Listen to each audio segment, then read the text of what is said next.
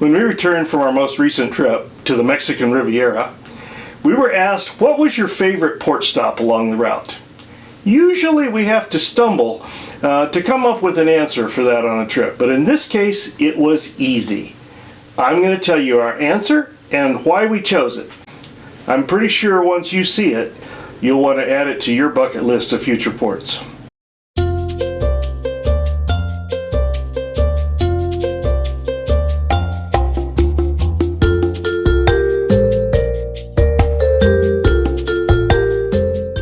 Okay, first things first. Where is the Mexican Riviera and what ports are we choosing from? Cruise ships cover both the east and west sides of Mexico. The eastern side is called the Yucatan Peninsula.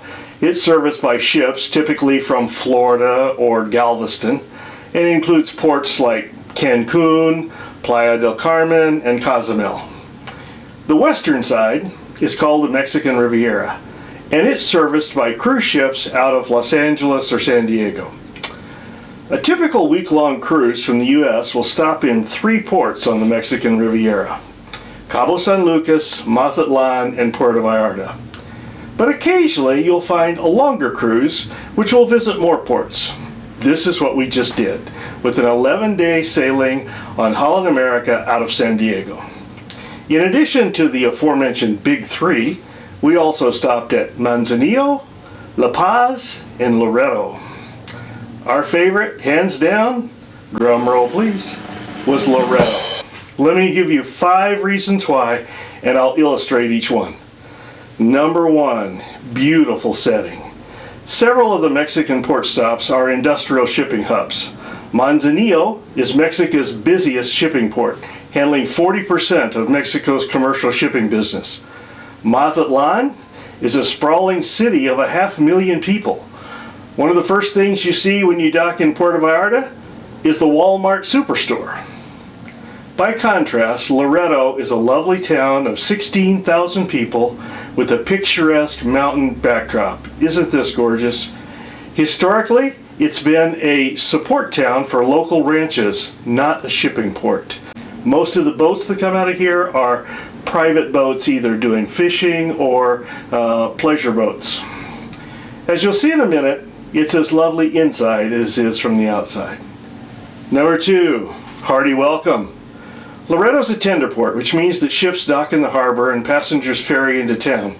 This process brings you into an enchanting little harbor with a fleet of lovely small boats and a host of pelicans who will pose for you, and a statue that provides great photo opportunities. Disembarking the tender, we were met with a welcome band playing lively Mexican music, contributing greatly to the overall ambiance of the place. Number 3, easy walkability. Most of the other ports involve some sort of shuttle to take you into areas of greatest interest.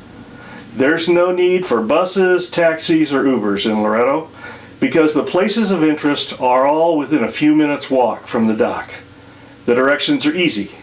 Make 2 turns and you can see it all. Walking from the pier into town, you take a left along the boardwalk, which is beautiful and well maintained and has all sorts of picturesque places to take photos. A short walk brings you to the gates of the historic section of town marked with a lovely entrance, and you turn right to go into that portion of town. A policeman's there directing traffic to make sure people can safely cross the street. The historic section is a pedestrian walkway and the most pleasant stroll we've ever experienced in a Mexican town. To me, it was reminiscent of some of the small old town portions within Europe. Loreto has a reputation for being one of the cleanest and safest of the seaport towns in Mexico. There are clean public restrooms that operate on a donation basis. You can use them for free or leave a donation to support cleaning if you wish. Before I get to the last 2 reasons, let me invite you to like and subscribe to our channel. Our goal is to help you travel as well as you can while you still can. An example is this video, finding a port that most other people miss. It doesn't cost anything to subscribe, and it really helps out the channel.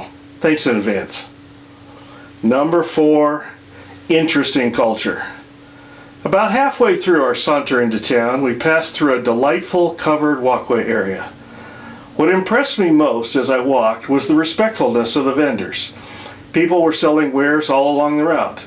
but no one came up to me and aggressively tried to sell me anything as I walked. A 20-minute walk around the harbor and Cabo San Lucas would result in us having to say no at least 20 times. No, I don't want a tour. No, I don't want to come in and eat. No, I don't want jewelry. In a similar 20-minute walk in Loretto, I only said no one time. As we passed a cantina, someone from there called out to me asking me if I wanted a margarita. I smiled and said, "No, gracias." Emerging from the walkway, we came to the beautifully situated Catholic church, built during the colonial period of the early 1800s. Across from the church is a small stage, sort of the welcome area of town, with a group of folding chairs set beneath an awning. Each day, a group from the town gives a performance on the stage here. It was already underway when we arrived, and people came and went during the presentation. And it was a narrative history of the region. Spokesman would give a few minutes of narrative and then introduce a local singer or a group of dancers. There was no direct charge for the performance, although tips were tastefully encouraged. But it was a very pleasant time. Number 5, relaxed atmosphere. Our last stop of the day was the cantina that you see here. It was an odd combination of seating. There were tables outside, inside, and on stools that were reminiscent of something you'd find at a walk-up beach bar somewhere in the Caribbean. Outside, next to the restaurant, 2 local musicians were holding forth with a wide variety of music. Mostly in English, there were California beach songs, there were other upbeat American classics, there's some lively Spanish music. We recognized and appreciated all of it. At first, we found a seat in the shade across the street, then finally walked over to an open table and ordered a Coke and some chips to munch and sip while we enjoyed the ambiance. To me, this captured the whole mood of the entire day. It was lighthearted, mellow, oozing with Mexican charm, amid the 70-degree sunshine of a south of the border December day. Yes, Cabo had the best excursion, an exhilarating whale watch ride. Other places had more stores and more beaches. But Loretto is oozing with old-world Mexican charm. If you've been to Loretto, I'd love to hear your thoughts. Do you agree with me? Or is there some other port your favorite? Leave a comment below. Until next time, safe travels.